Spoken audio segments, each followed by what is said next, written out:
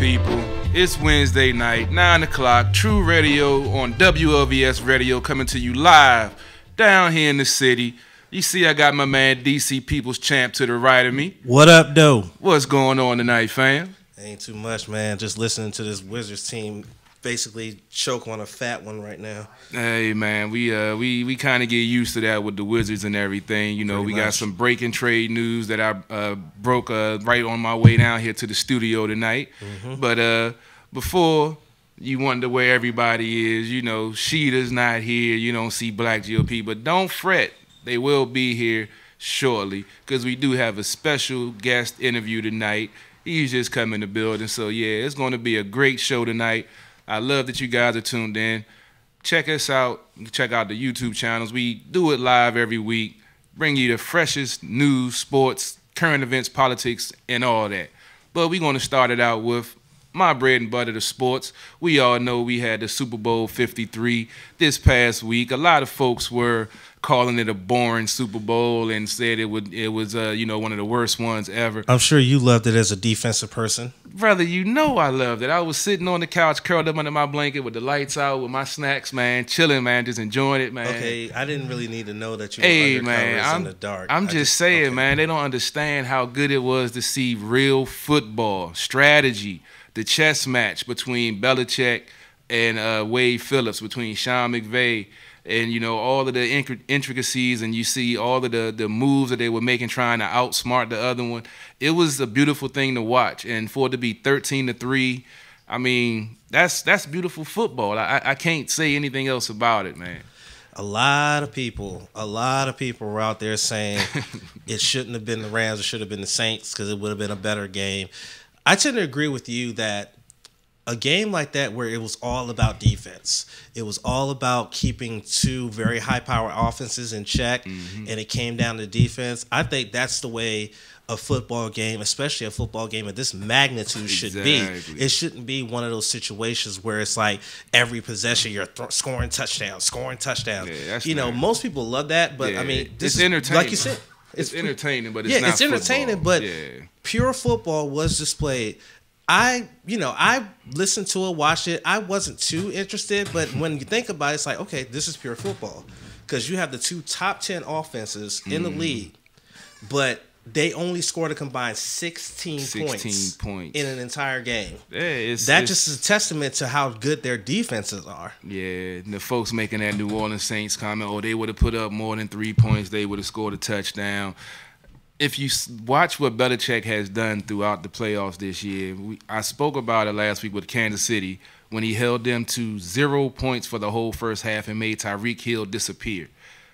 He's been in this defensive zone this whole playoff stretch. And I mentioned that before, that I saw him basically shutting down McVay and fooling the young quarterback because that's what he's known for. He makes all young quarterbacks look foolish.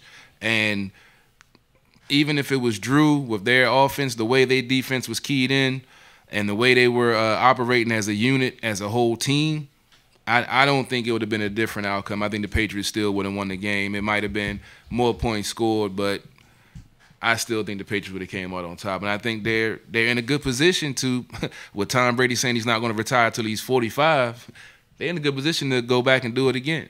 Yeah, I mean, with Tom Brady, and the thing about the Patriots, especially with Tom Brady, is he's not like a lot of these quarterbacks where he has 6 rings and he wants like the Brinks truck backed up to his house. This dude is taking haircut after haircut after haircut to make sure that there are pieces around him to win more championships.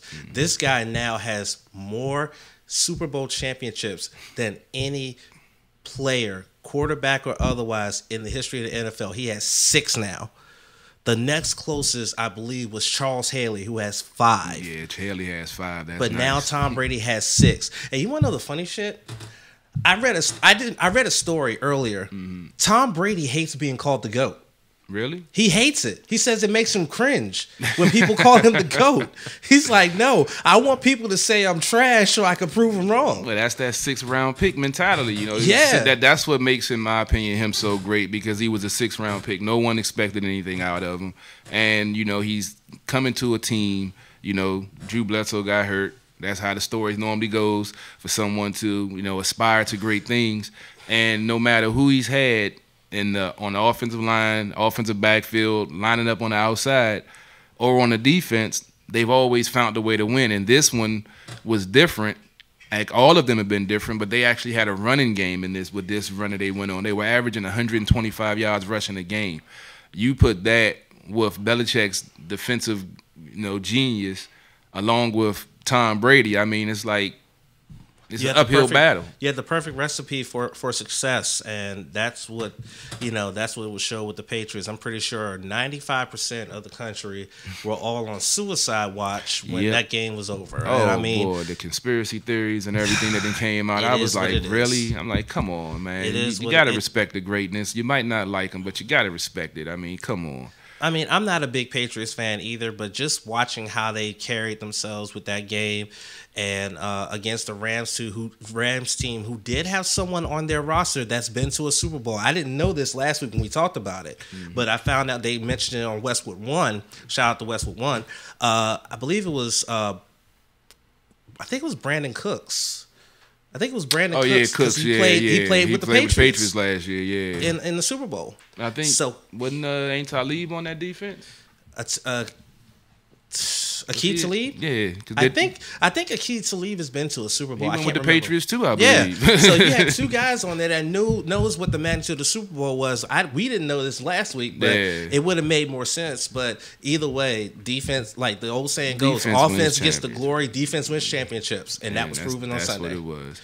Can we talk about how trash the Wizards are? Yeah, I was about to wrap up. That's the NFL season for, Patriots are the champions. We'll be looking at it next year. Make sure you tune in to Sports on the Hill podcast on Monday nights for the draft updates, NCAA updates, and all that good stuff that we cover with our insider that we have that covers all of that info.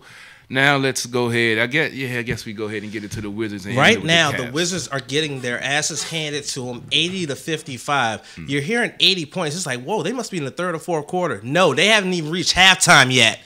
And the Bucks have 80 points. But isn't this after the trade with their short players? So right? yeah. So Otto right now, he's out for quote unquote personal reasons. But a report from the Athletic said that he is being traded to Chicago for Bobby Portis and Jabari Parker. Now Jabari Parker might be a name that a lot of NBA people know.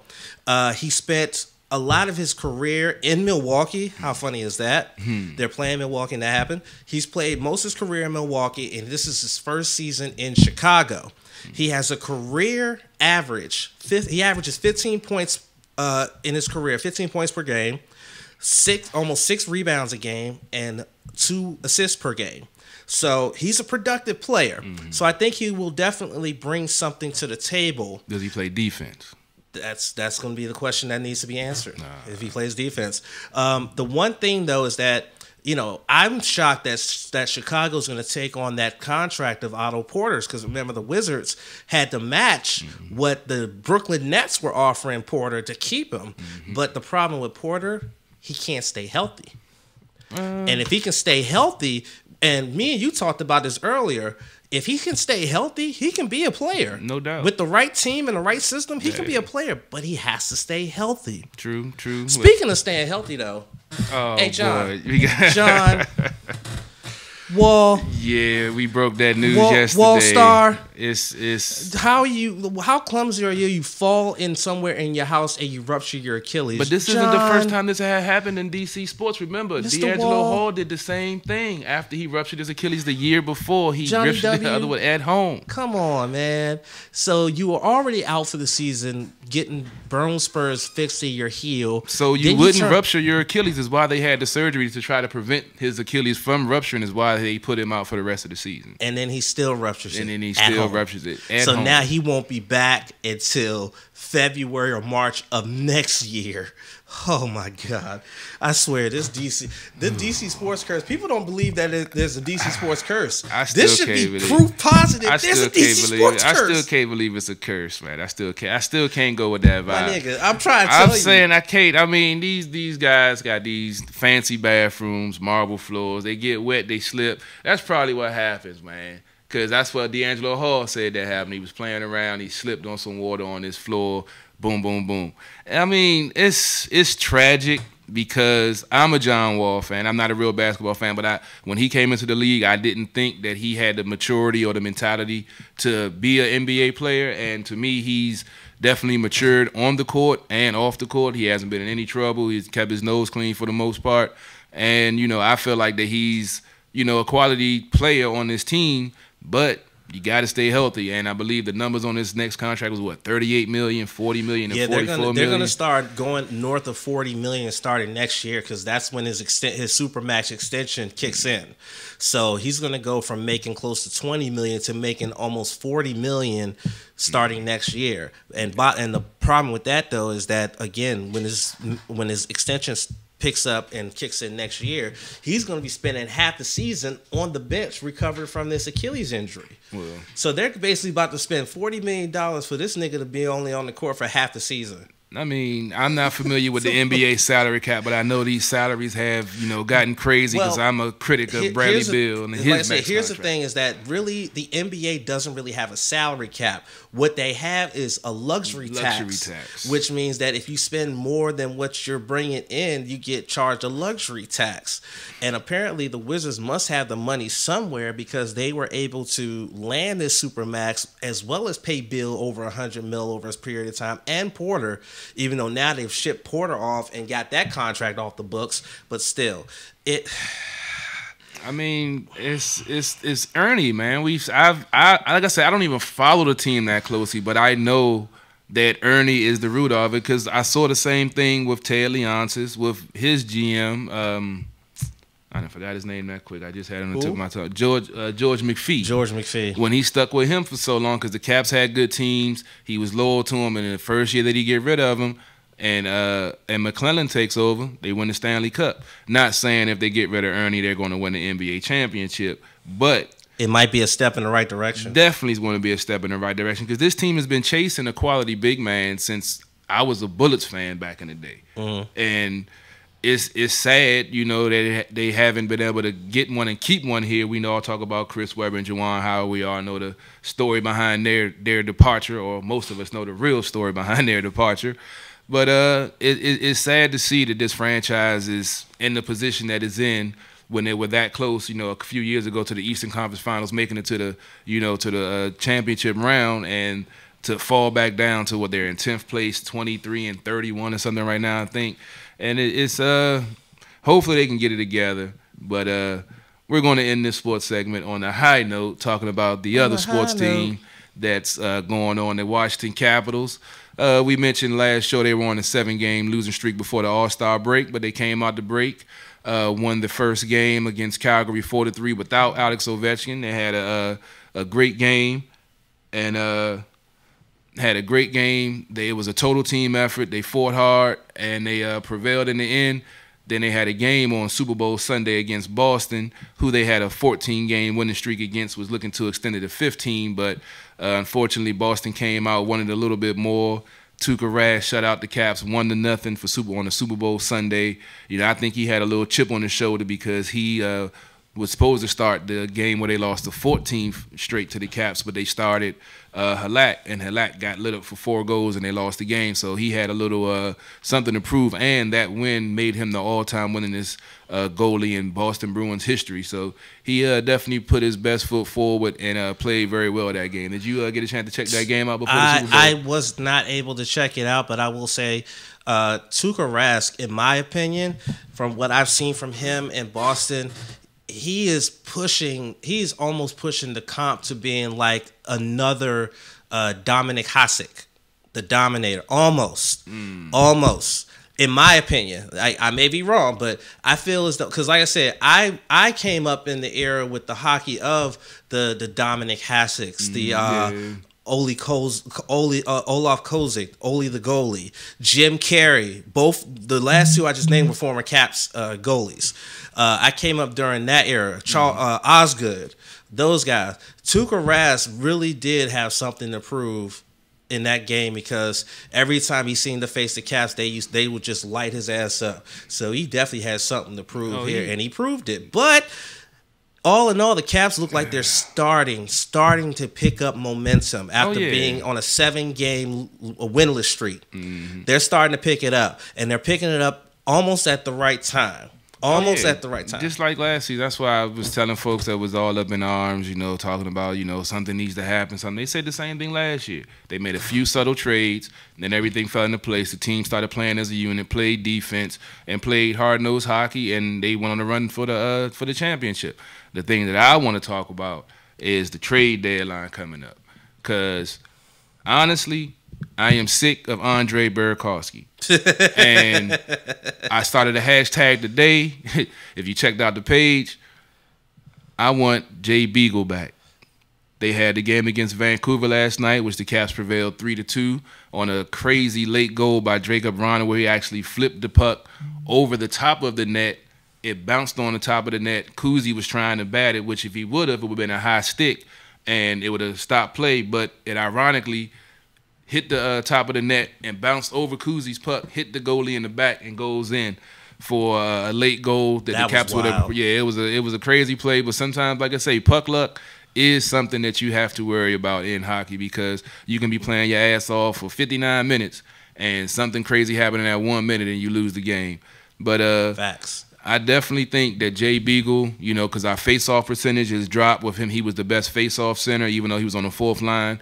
I think he was at like 83% at one point in the season last year, and that's been one of the weaknesses of the Caps this year. And his grittiness, his hustle, and just the way that he knows he plays 200 feet. He plays defense, and when he's in the offensive zone, he's a hard-nosed player. Andre Burakovsky, he does what he does. He shows flashes, gets benched, come out there, plays good after he gets benched, and then you don't hear from him he has 6 goals this season. 6. Jacob Ronner in his second season has 16. He's already broken his career high from the year before when he had 15. Yeah, I think they do need to move on from Burakovsky, and I kind of like Burakovsky, but as you mentioned, and I'm definitely in agreement with that, he definitely seems to not keep any consistency when it comes to his work and his play on the ice. Exactly. And you need that in order to be a good player in the NHL. You got to be consistent. And if you're not consistent, if you have to be put inactive for several games to wake your ass up, then you don't need to be in this league. Point blank, period. I agree 100%. That's what I say. Potential has gotten many coaches fired. He's shown potential. Everybody brings up last Stanley Cup run when he had the 2 goals in the clinching Game 7 game. Yeah, that's the one bright spot in his, 6-year career here, and it's a contract year. So I say if you can package him in a deal, get him out of here and get somebody in here quality, cool. But I think at best he's a KHL player. He's not big enough, strong enough to be in the NHL, because he does the same thing, turn the puck over when he gets in the corner. He has great speed and he has a great shot, but he rarely takes it. He passes the puck too much. He gives it the puck in the corners too much when they try to get their cycle game going. And he's a casualty. I mean, he's a casualty on defense because he doesn't play it. Simple as that. Word. Yeah, no, I mean, that's just basically the bottom line. But as we mentioned earlier, this team is definitely starting to peak at the right time. Most definitely. And they definitely have to keep the run going if they want to be able to defend that Stanley Cup that they won last year. So let's see what happens. Oh, they're in second place. They leapfrogged Pittsburgh last night, who got shut out by Carolina, which is always a good thing. Fuck Pittsburgh. And they're a point behind the Islanders because the Islanders also lost last night. So within that, they went tied for second underneath for Pittsburgh. And then one night, they went to that to 1 point behind first place. So, awesome. They're making moves. They're going to, get it together. If they do make a move at trade deadline, cool. I hope they do. Like I say, get Andre out of there, then you can get one of these other guys that's playing well, or trade for whoever you do, and then he comes in and fills in that spot. But this team is definitely on the right track. I'm not in panic mode, and I think they are going to be able to defend their Stanley Cup title and hopefully make it back and do back-to-back. Yeah, exactly. But, Guys, this Capitals talk, I just ran you off the street. This nigga here. This Capitals talk is amazing. So Ovechkin plays for the Penguins, right? No, he plays for the Stanley Cup champion Capitals. Hey, yo, this nigga got more salt and pepper in his head than a steak and cheese out of a carryout. What the fuck is this nigga doing? Because they actually don't use salt and pepper and steak and cheese. They do actually, nigga. Lighter? Mic check. Lighter. I'm just popping in, just to pop in. You guys are rolling because our shit goes just All right. Now there is. I'm trying to figure out what the hell Shida is wearing. Like, look like she ain't wearing nothing at all. Power Ranger. What, is she a Power Ranger? What is she, the S&M Power Ranger? This bitch? Absolutely. God damn. Anyway. Well, we'll get back to the show as we were interrupted on that quick break by that masked man who will be back soon. Yes, indeed. But, is it okay if I talk a little bit of wrestling? Sure, why not? Okay. What's going on in the wrestling world? I flipped through on Monday night the other night. I saw Kurt Angle was wrestling somebody for the general manager spot or something. What's going on? Okay, so just a little bit of a timeline. Last weekend was WrestleMania weekend. Mm-hmm. I talked about it briefly on my podcast. No Spots Podcast comes on Friday nights at 9 on the True Radio Network. Ding. Talked about Royal Rumble weekend. Takeover, NXT Takeover Phoenix was an amazing event. You saw 2 new champions crowned. Royal Rumble was a good event. Seth Rollins won the men's Royal Rumble and picked Brock Lesnar as his opponent at WrestleMania. Becky Lynch won the women's Royal Rumble and picked Ronda Rousey as her opponent at WrestleMania. Though now they're doing a storyline where Becky Lynch has an injured knee. Yeah, I was gonna actually. I saw her limping, but she beat the hell out of Stephanie. Though. Yeah, well, what happened was that she's playing this angle where her knee is injured, and Stephanie, trying to play the concerned boss, is telling her she needs to go to the doctor, and if she doesn't, she was going to suspend her. And Becky Lynch, this is the funny shit about this whole situation. They're almost trying to make Becky Lynch like the female Stone Cold against the female version of Stone Cold versus Vince McMahon. It was a successful storyline. Yeah, exactly. It was a very successful storyline, and I think they're trying to replicate that now. Well, but she told her she was suspended, and Becky Lynch beat the hell out of her. And then she came out on SmackDown the next night and got into Charlotte's face. Triple H came out, told her, go to the doctor or go home. And then she made a comment about Steph, how Steph, this, that, and the third. So Trips got in the ring, and of course Trips had to go in on her, and she just looked at Trips, slapped the shit out of him, and then they were face to face, and it was intense. I gotta tell you, like right now with the road to WrestleMania, they're really starting to pick up in terms of the just the overall quality in terms of the storylines and angles. Raw starting to see more matches. Well, not really more matches, but you're starting to see a lot more action. The problem is that they have not a lot of matches, but these matches run very long to the point that they have to go on commercial breaks at least twice with one match. That does get boring. That kind of loses the luster because you're sitting there watching. It's like, ooh, okay, cool. Next thing you know, they go in a rest hold. They go to commercial. It's just like. Then you gotta wait for the replay to say, well, this is what you missed when you went to commercial. I remember back in the day, not to go off on a tangent, but I remember back in the days of the old WCW, where they actually used to tell people, it's like, we're gonna go to a commercial break. If this match ends while we're in commercial, we'll show you how it ended. And there were a couple times where the match ended while they were at commercial break, and they had to show the replay. So I remember those days. Nowadays, that don't happen. Nowadays, you go to commercial break, they come back, they're in a rest hold because they did something for the live crowd, and then they're in a rest hold when you get back. So, but I mean, right now, it's a lot going on with WWE right now. Daniel Bryan, who's a WWE champion over on SmackDown, he's actually has a elimination chamber match. Hold on. What?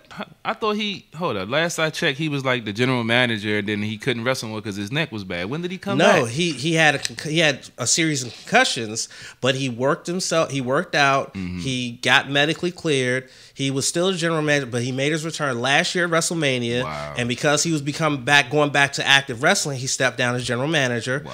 And now he is the WWE champion. Jeez. He's a heel also, which is awesome. He's a heel. He's actually this environmentalist heel.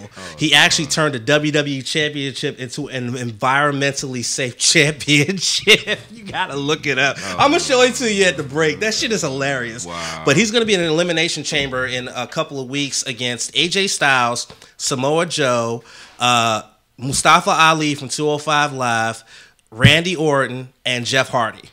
For the WWE title. I miss my man Randy on Raw. I gotta keep on forgetting you on SmackDown. I used to, the RKO from anywhere, man. He hit the RKO out of nowhere yesterday on Mustafa Ali to get the victory. It was cool. But yeah, no, that's basically what's going on in wrestling. And if you want to hear more, all you gotta do is tune in True Radio Network, 9 p.m. on Fridays, No Spots Podcast, and we'll give you all the wrestling news and tidbits and everything like that. Wrestling nerdery at its finest. All right, well. We got everything's lined up for the second half of the show. We're going to get ready to go to a quick break, get set up for the second half with some little bit of politics, and a great interview coming up. Stay tuned. Go S&M Rangers. We'll be back.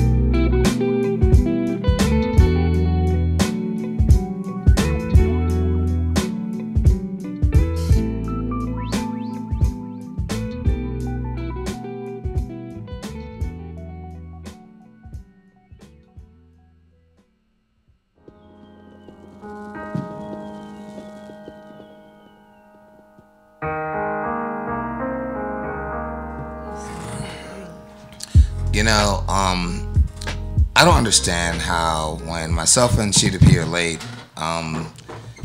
you know, CP3 and Ken DC People's Champ actually allow some homeless guy come off the street and borrow a lighter. Like that's ridiculous. Hey man, we have to stick with the flow of the show. I can't be putting nobody in a headlock on live TV. Why not, dude? You know what I'm saying? That's an assault charges on tape. You could literally be blackface and still make it. Wait, what happened? And still you could be in blackface and be at a Halloween party with a Klansman if it really was a Halloween party. Wait, what happened?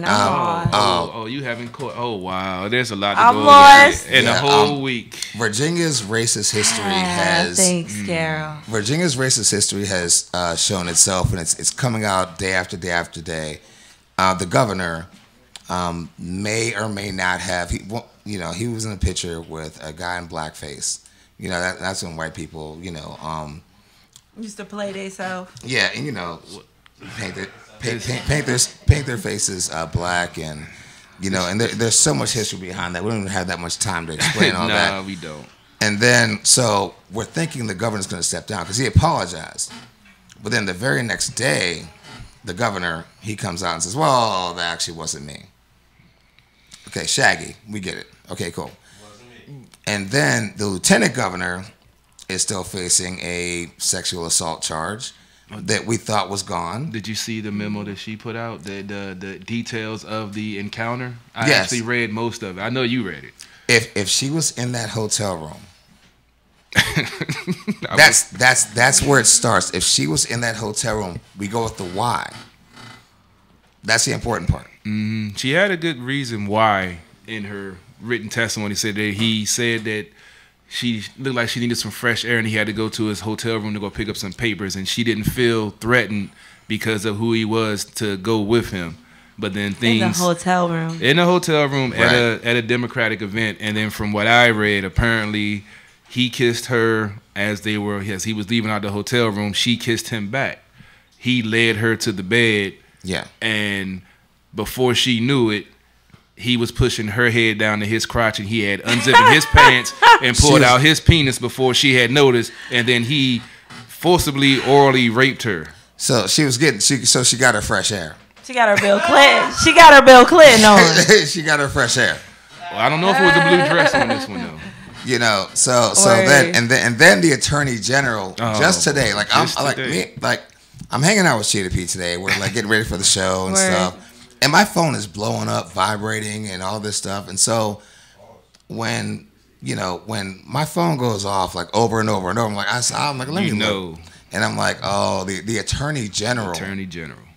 He also admits to being at blackface at a party, at a Halloween party. But right? he was being a rapper though, so it's Yeah, he was cool. being a rapper. But it's What cool 'cause he year being was a this rapper. taken? His was in 1980. Northern was in 84. But Yeah. then they went back and looked at more of the yearbook that the medical school had, and it was a lot more. It was actually two students who took a picture in front of a Confederate flag holding like old revolver. And nothing wrong with the Confederate flag. I'm okay with that. But You know? they were in kind of like the slavery And this get up, was the in hat on and 1980? the beards. They made it And- kind of and- make it a point of where they were going with that. And that's my problem. So, do you want to use your phone? Yeah, I heard it fall. Something fell. My Yeah. phone fell. Uh-oh. Hey, Me Too movement. Drop it Nothing down. going on. Pick it up. Me Too wasn't me. movement. It wasn't me. Me Too movement. I Nothing didn't going do it. on. I didn't do Nothing it. going on. I didn't do it. It wasn't me. I don't want the cameras. Shaggy, where are you? He making money right now. at the end of the day, like if like for the lieutenant governor. Right. And by hold on, folks, we have a show going on, so we can lower the voice just a little bit. Appreciate it. But yeah, so for me, right? If she was in the hotel, he's guilty. Black man, done. Word. The blackface situations, those are, I could understand, right? If the governor said, you know what, hey guys, I was at a party, I was young, or maybe if it was like 1964, like I could understand all of that. I could pitch an argument because I usually argue with myself on all these political issues, just to figure out the opposing view. But at the end of the day, it's 1984, and you already apologize for it, and then come out and say, actually, guys, it wasn't me. But then I went to a party as Michael Jackson, and I moonwalked. And when a reporter asks, well, can you still moonwalk? And he's about to do it. No. And his wife goes, hey, dude. No. Like, hey, dude, don't glad I didn't. moonwalk at this press conference. So it wasn't at a Halloween party? I mean, They say that, but we don't know. It may have been a Klan rally. I don't know. you made the you made the comparison to 1964, 84 in Virginia. That's the same thing. I slightly disagree with that. I mean, like, I get what you're saying, but Yeah, that's that's the Commonwealth. That's is it a shock really that a white medical student in 1984 Virginia would have some racist or prejudice or some type of bigotry in his background? He wasn't a 16-year-old kid at a high school get together, and I would have totally understood that. I mean, I would have totally understood. I'd be like, okay, I understand. You're young, you're stupid, but you're a 25-year-old man in 1984. But You already know that posing next to a Klan member, or maybe being the guy in the Klan hood, we don't really know because he doesn't remember. And now Neither one of them were him, apparently. So, so now we don't know, and just the fact that the lies and by the way, these are all Democrats we're talking about. Oh, see, well, I just want to throw that in there. I just want to throw that in there because the Republicans wear it on their sleeve. They don't hide it. They don't put it in yearbooks. They let you know we don't like colored people. Can you show me a picture of Donald Trump in blackface? That might be what Putin got over him. Besides the Russian prostitutes peeing on him. Well, Donald Trump is a New Yorker. I'm just saying, it's not a big shock to me. I mean, if you go back into any of these folks' past, any of these long-term politicians, these prominent members of society, lawyers, doctors, Democrat, you're going to find something back there. But take it to a step further. If you look at it, somebody made this point that I didn't even think about. This was a medical school. Yep. These are people that's supposed to be taking care of any and everybody, no matter what color, race, creed, or whatever. And this is your mindset. And Sure. you're supposed to be taking care of people, but you're allowed to be a doctor. And your school is seeing this stuff, even though it wasn't the school yearbook, it was a publication by the students. But you know what's going on because you're trying to sweep it under the rug. Hold on. You were a little bit wrong there. It was a yearbook publication by the students. So what you have to understand is that was still approved by the yearbook committee. And there was someone else found, and this is not a politician, but there was someone else found in blackface in the same yearbook. So they submitted these pictures into that school yearbook. And where was that yearbook found? You know where, Carol? I'm afraid that WikiLeaks? In their library. Oh, wow. Because what I heard, they said that they supposedly took that book off of the shelves and got rid of all copies. That's why they said it was so hard to find. It was in the library. Wow. So many stories. Shida. It's all some bullshit. That about sums it up. That is awesome. It's too much. Bullshit. It's like, too much. Yeah. It's just, it's getting It's messy. a lot of I mean, we bullshit. talked about how Trump has changed the face of politics. I love it. And now, with folks going back into folks' past, it's about to get messy because there's going to be a lot of folks who's going to be pre-apologizing for stuff that might come out. Like the Attorney General, they didn't even find the stuff. He just, we don't have a press conference. We want to get ahead of this before somebody finds it. How far down is it going to go? Is it going to be like the janitor or the guy who makes the burritos? Like, you know what? I was in blackface too. I'm the one who put it on his But face. that's how they did us in movies though. Like before he did that blackface stuff, like that's how we were looking in movies and things like that. I used to watch things with my grandmother and it would be white people, excuse my French, and don't. You're dead on. You know what I'm saying? Yeah. And blackface, and that was the thing. That's why I said, what year was this taken? When did he do this? Maybe he doesn't have the same feelings that he had back then. I can't say. I mean, I can't for the life of me excuse, and maybe I should be able to, but I can't for the life of me.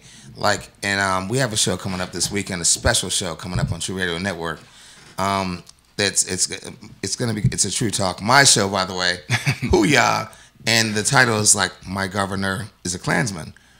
Because either, he was the guy in blackface or the guy in the KKK hood, and now all of a sudden he doesn't know which one it is, but it's still on his yearbook page. It's like, right cowboy there. Hat guy, cool picture, cool white guy by a car, and then this blackface KKK picture. Like, I was like, where do the wheels fall off on this?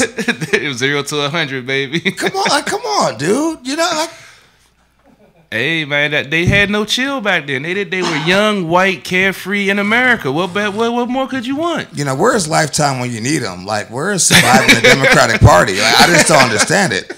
And I understand that somebody. I was on Facebook arguing this back and forth, and a guy comes up because, well, it's the same as the "Make America Great Again" hat, and I said, okay, you know what? That's a valid point, right?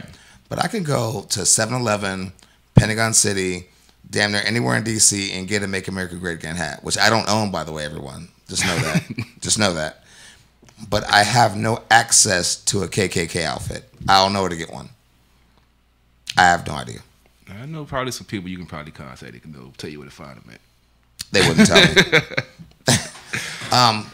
Real fast on the political level, on the political spectrum, and we're going to get on to our guest in a second. Elizabeth Warren, I love you. I miss this. And I am so sorry. And I've said this on several shows. And here she is. She's still doing her apology tour today. She did it today. And she's out there and just apologizing to Native Americans and all this stuff. And I told people she never had a reason to do that DNA test. Not a single goddamn reason. And she did it to try to prove a point. And she's stuck. And ShidaP's about to fall off the stage. What just happened there? No, I'm good. My foot fumbled on the. You know, I'm so damn short. I can't sit right. Oh man. My heels, they just. We're gonna have to get a harness. We're gonna get a harness and a helmet for you up here, Shida. Make sure you're Hey. safe. That was a football joke, you know. No, I don't like that. Yeah, I am. So Elizabeth Warren is out, and I'm telling you, I believe Elizabeth Warren and Kamala Harris is the team to take down Donald Trump, or at least was the team, right? And a lot of people don't feel that way. And so now I'm watching Elizabeth Warren apologize over and over and over to the public and to Native Americans for trying to prove that she was somehow Indian, and like everyone could see that's a white woman, okay? Like that's just like a cool, progressive, hard ass, like very like intelligent white woman. She's not an Indian, okay? Like it's there. Like there'll be a little bit of brown, like there'll be, you know. But I'm saying, why apologize?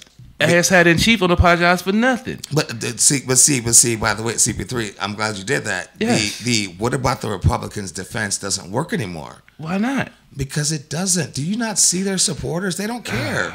And that's why the Dems need to start acting. They have to start. They got to make a stand. Either you're going to be a crier or you're going to protest and fight. You can't have it both ways and flip flop like, oh, I'm going to sit here with my thumb and cry, oh, Trump's a big bad man, but then you want to stand up when he says something that, you know, might offend you or talk about your grandmother. So you got to grow, like you said, you got to grow a backbone. But then we got to go back to Pelosi and Schumer. And you're talking about a backbone. There is no backbone on that team. That's kind of the point. Like for example, in the State of the Union, I'm not going to go to the whole State of the Union. I'm not going to do all that. That'll be next week when I use the podium. Jacob, can I use the podium next week? I already right told him you was looking at that joint. Okay, I'm using the podium next week. I'm gonna do a whole podium thing where I just bash the Democrats all day long. When it go, like, let's take Pelosi, right? So she led this charge for the State of the Union, and they all wore white, and everybody's like, "Oh my God, they're wearing white." But guess where all the women were sitting? In the back.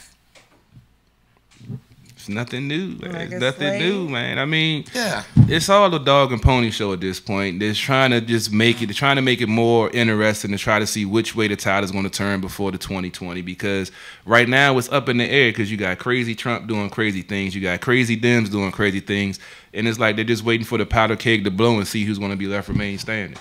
So before we get to our guest, I just want to point out that Pelosi is the dog and Schumer is the pony. All right, Shida, would you like to introduce our guest? And I'm going to switch seats. We're going to sit down here. Yes, we have Mike D'Angelo in the building. Woo! What's up? Come on up. Yeah. Come up here. We have an exclusive interview, so it's about to go down. And we're moving around. Yeah, what's up? What's up? You legendary chase your dreams, don't follow. Yeah, glad to have you on on the air. So what's going on with you? Bless, how you? I'm doing good.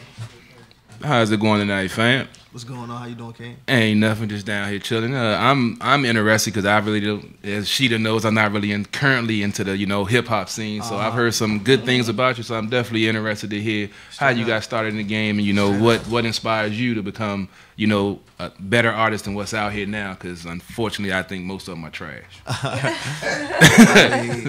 I first want to thank the whole family and the campaign up here. Y'all always doing some legendary things up here, so it's always an honor and a blessing to be here. Appreciate it. Express progression. Music has always just been something I was born into, not sworn into. I came into a beautiful family of strong queens. My grandmother, Rose Thomas, as you can see, I got a rose tatted on my face. So she kind of just set the momentum as far as the frequencies and the waves of music that transferred through the house, whether it was gospel music. Right down the hall, you had my Uncle Dennis listening to stuff like Tribe Called Quest, Public Enemy, Ice Cube, you feel what I'm saying? Stuff like that. And then my mother, she's a writer, singer, and she happened to, have a long relationship and get married to Kevin Campbell, KC. Everybody know him as KC, which was like real heavy in the industry and stuff like that. So it's just, I've been around it my whole life. That's a beautiful thing, man. Yeah. So Shida, that get your interview on. Let's hear about this young and upcoming artist. Yeah. So you've done a lot of things in the community and things like that, like supporting and walking very far.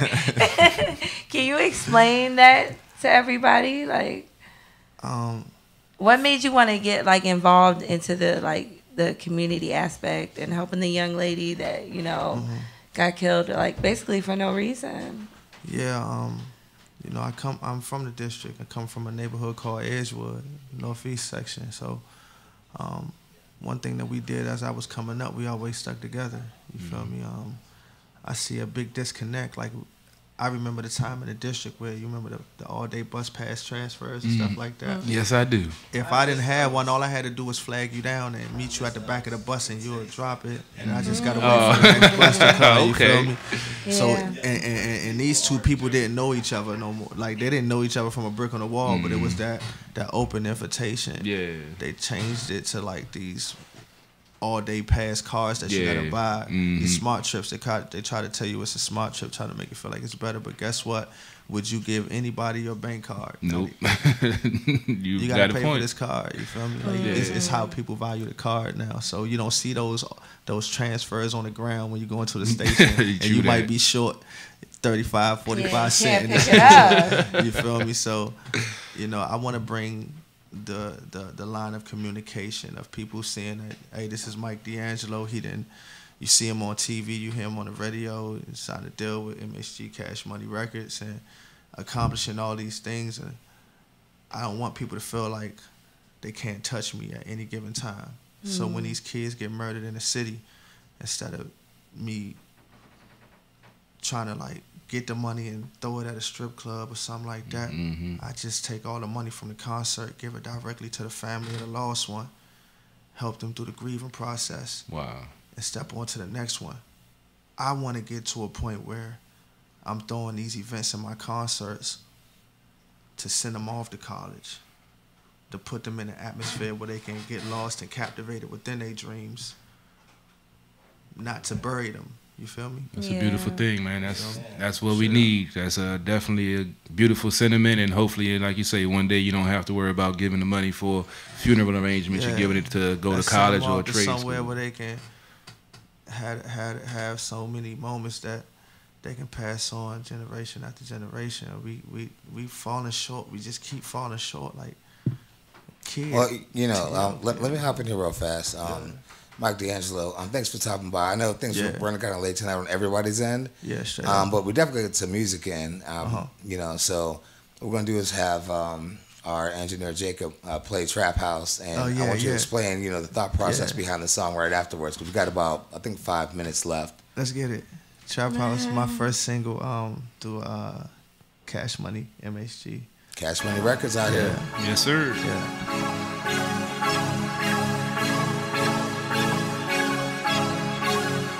Captain.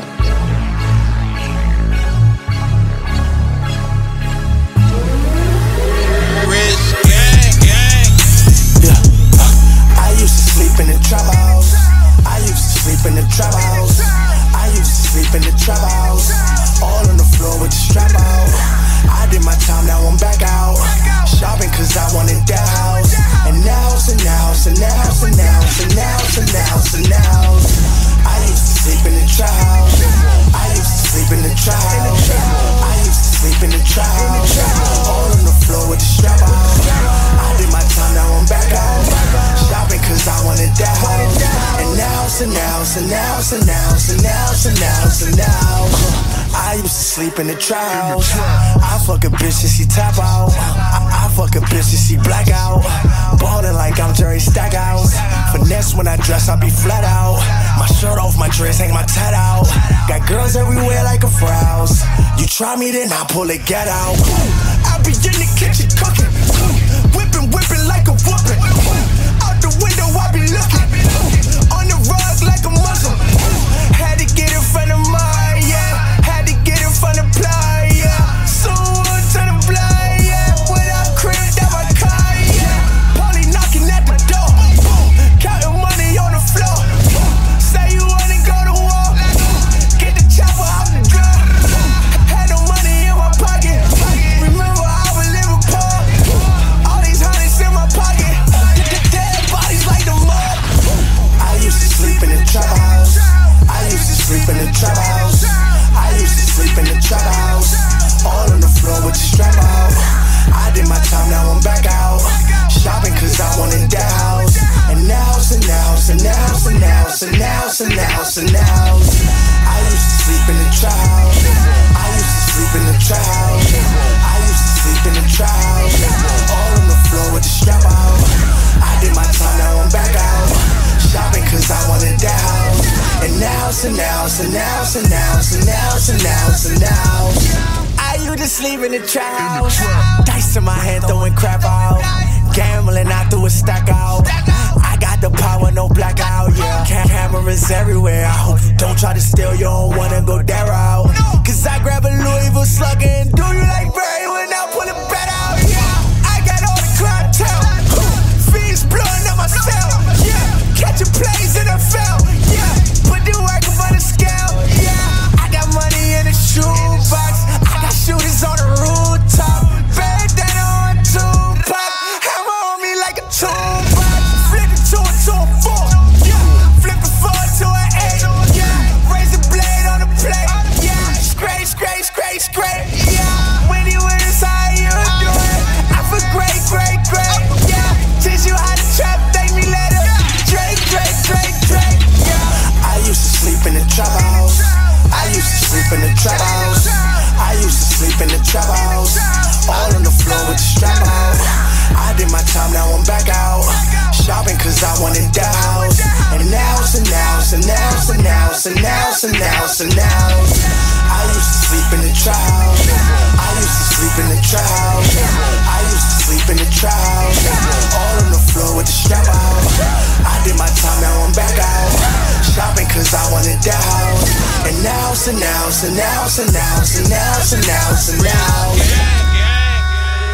in the trap. Man, ooh, man, I'm so upset that time is a burden tonight. But you know, Mike D'Angelo, we're definitely gonna have you back, and we gotta make sure all of us are synchronized on time. Yes, hey, look, man, any time that we spend together is a time that we should be thankful for. We can't talk about the what ifs. It's an honor to be here. I hope our lives' journeys meet right back at this same place on greater terms. Be legendary, love. Oh, we will. I believe on a Wednesday in April. So, folks, everybody, thank you for tuning in tonight to True Radio right here on WLBS Radio. You know, folks, we don't have time for the whole where can we find everybody thing, but like we'll do it another time. But guys, like have a great night, and we'll see you soon. Google us, baby.